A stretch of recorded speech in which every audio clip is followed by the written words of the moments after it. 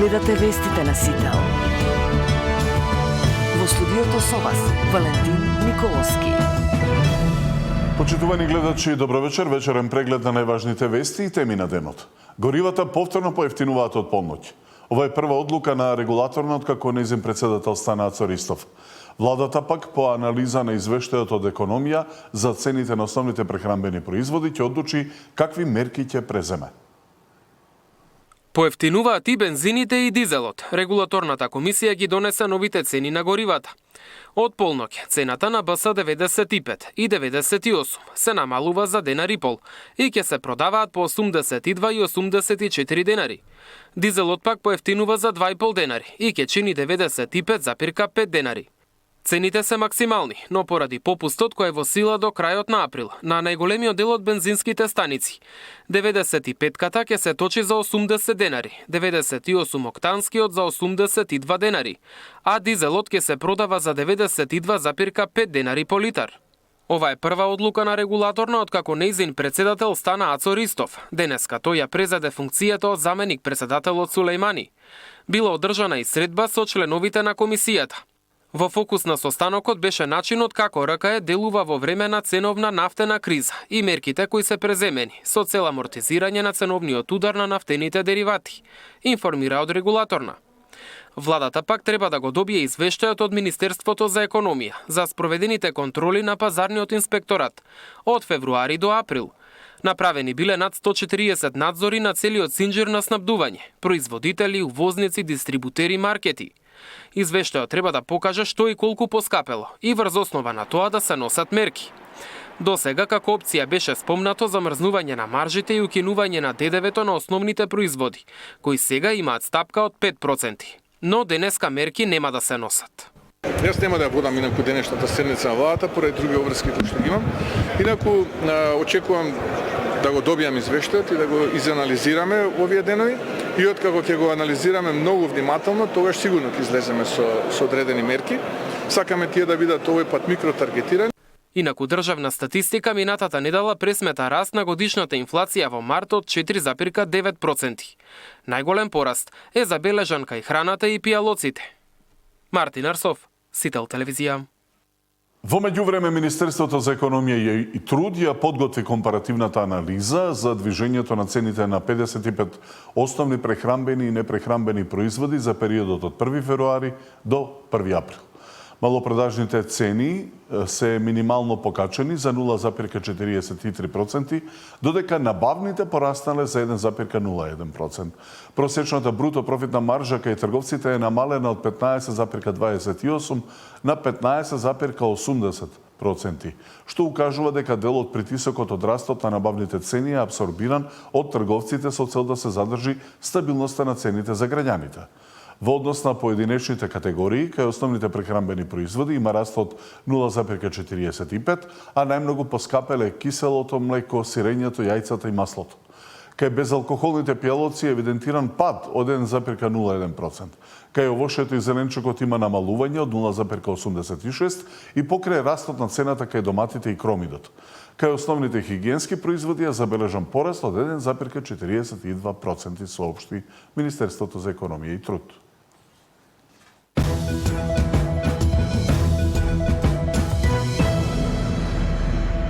Различни очекувања кај опозицијата и владата од смената на власта во Унгарија и судбината на Груевски дел од очекувањата. Победата на Петер Маѓар во Унгарија значи победа над руските и кинеските интереси во регионот, кој припаѓа на Европа, вели опозиционерот Филипче.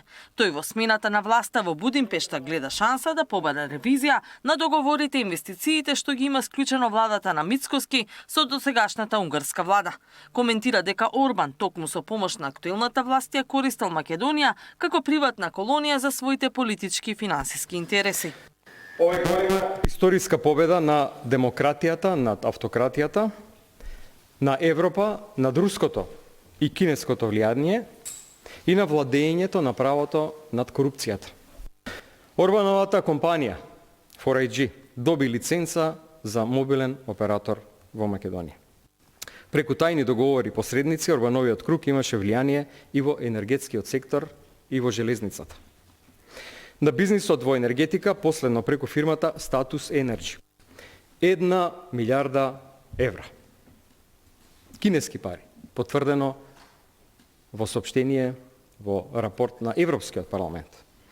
На владата на Мицкоски под така наречени пријателски услови, кои што ќе ги отплаќаат нашите внуци.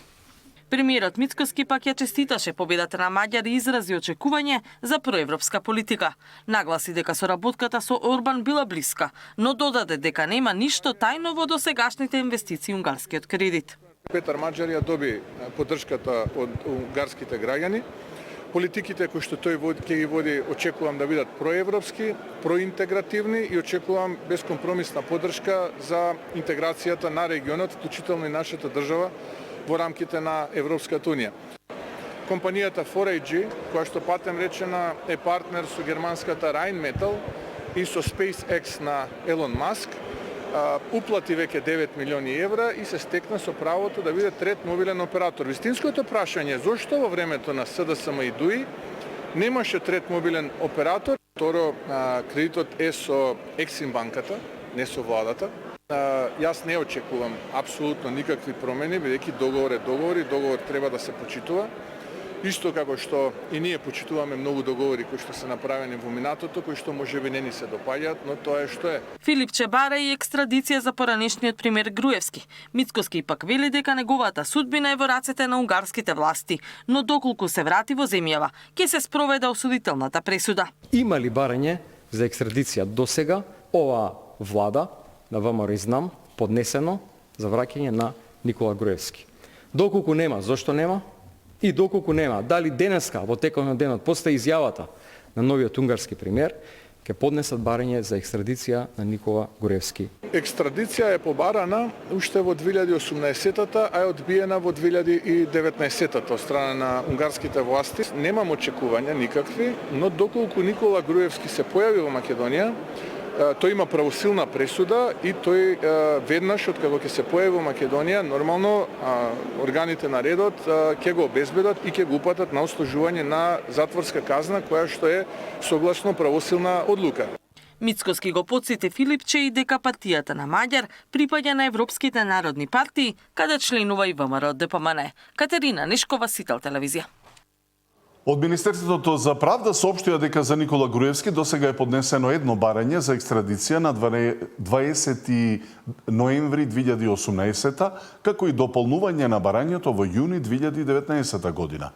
Екстрадицијата беше побарана за сите предмети за кои постоја сознанија дека се водат постапки пред македонските правосудни органи, односно за сите случаи за кои е распишана потерница.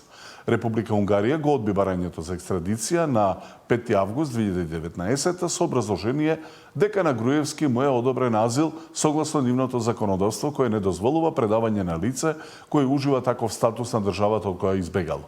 Министерството за правда ги презема сите мерки согласно закон да ги обезбеди потребните документи.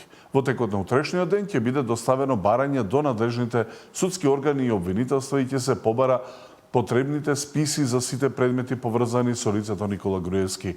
Откако од надлежните органи ќе ги добиеме потребните документи, Министерството за правда ќе постапи согласно позитивните законски прописи, се вели во соопштение.